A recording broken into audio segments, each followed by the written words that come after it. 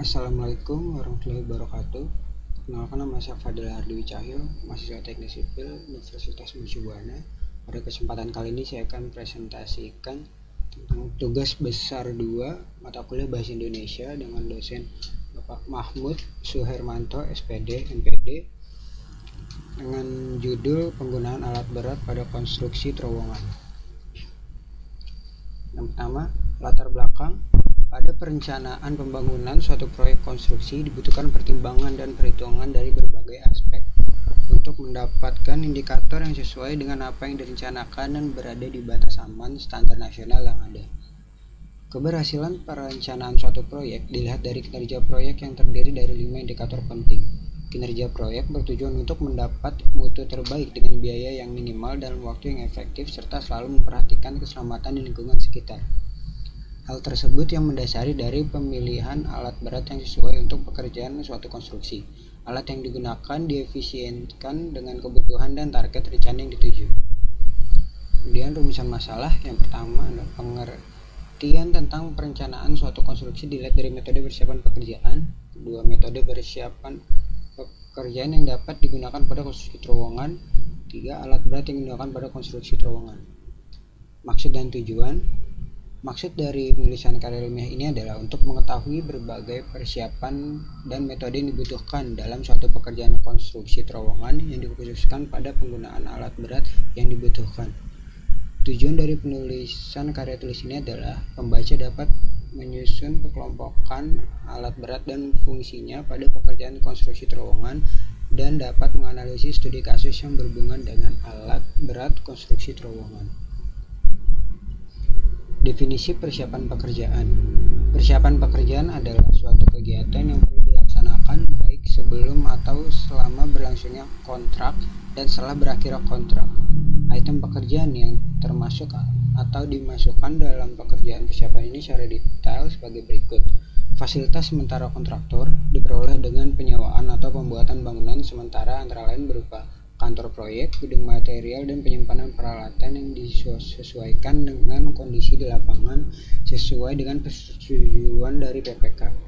Lalu ada pengujian dan peralatan dilaksanakan dengan penyewaan peralatan laboratorium atau penggunaan laboratorium dengan badan yang telah diakui untuk pengujian antara lain pengujian tanah dan pengujian beton.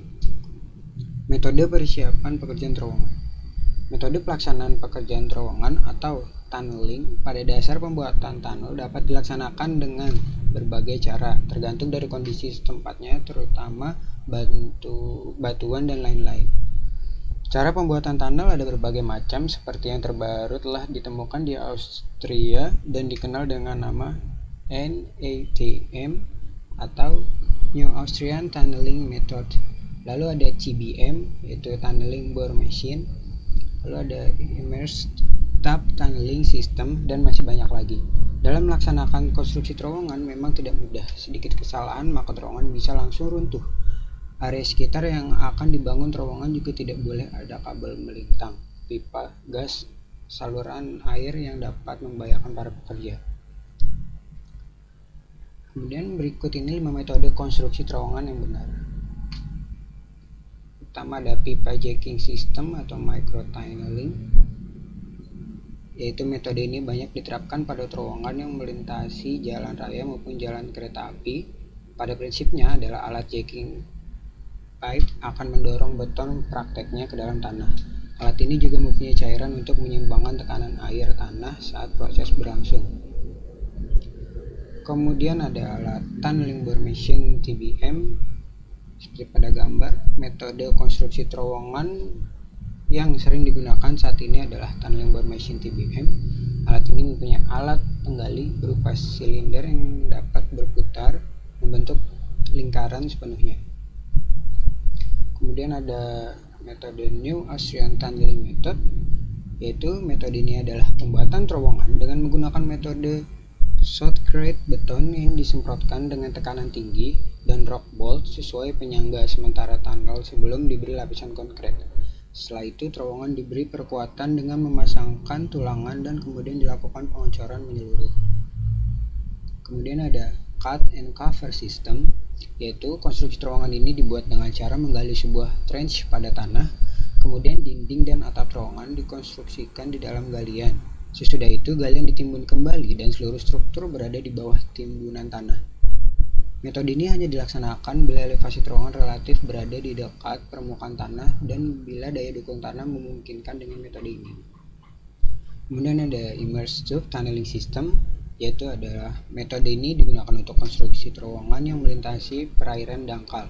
Pada umumnya, terowongan ini berfungsi sebagai jalan atau rel terowongan maupun suplai kabel listrik dan internet.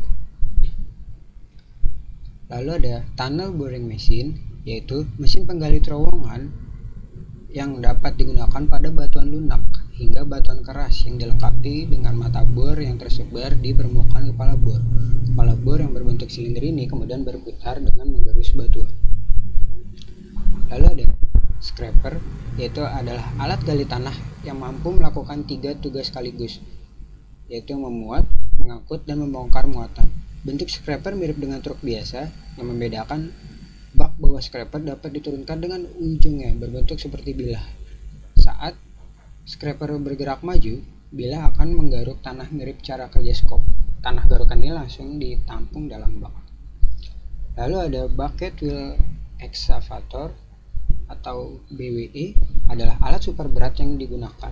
BWE ini paling efektif digunakan di tanah lembek yang tidak banyak mengandung batuan keras.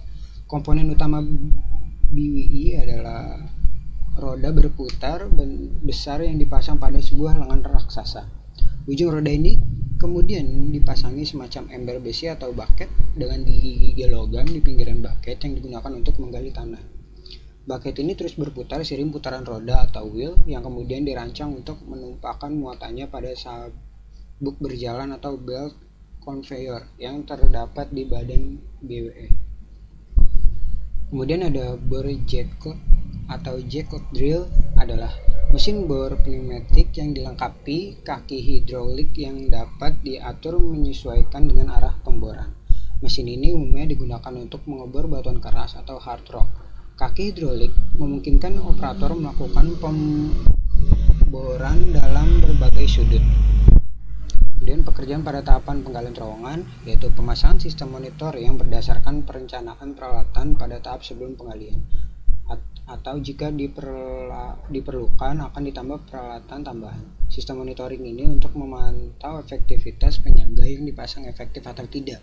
Bila penyangga yang digunakan tepat, maka tidak akan terjadi deformasi bantuan, dan bila dari hasil monitoring masih terjadi deformasi batuan, maka penyangga akan diperkuat lagi. Kemudian analisis jurnal 1 yang pertama judulnya itu adalah metode pelaksanaan pembangunan terowongan bangunan mengelak atau tunnel pada proyek Waduk Bendo Ponorogo. Sumbernya yaitu Lilianto Rio Pambudi, Mustari Isyandi, Program Studi Diploma 3 Teknik Sipil, Departemen Teknik Infrastruktur Sipil, Fakultas Vokasi, Institut Teknologi 10 November, Surabaya 2017. Rumusan masalahnya adalah tidak adanya dokumen metode pelaksanaan yang detail dari owner pada kontraktor untuk melaksanakan pekerjaan saluran pengelak pada proyek Waduk Bendo Ponorogo. Tujuannya membuat panduan metode pelaksanaan yang tepat dan efisien pada terowongan pengelak proyek pembangunan Waduk Bendo Ponorogo, mampu menerapkan metode pelaksanaan yang tepat dan efisien dan pada terowongan pengelak proyek pembangunan Waduk Bendo Ponorogo. Metode yang digunakan adalah pekerjaan pemetaan, adalah pekerjaan yang bertujuan untuk menentukan titik koordinat pada proyek yang akan dikerjakan. Pekerjaan drilling dan blasting adalah pekerjaan pemboran dan peledakan yang bertujuan untuk membuat lubang dengan cara diledakkan. Pekerjaan scaling dan mark. Kemudian analisis judul 2 yaitu judulnya optimalisasi penggunaan alat berat pada pekerjaan galian tanah di proyek tol Nganjuk Kertosono. Sumbernya adalah naskah publikasi teknik sipil penulis Afifah Ramadhani dari Universitas Brawijaya Fakultas Teknik Malang 2017.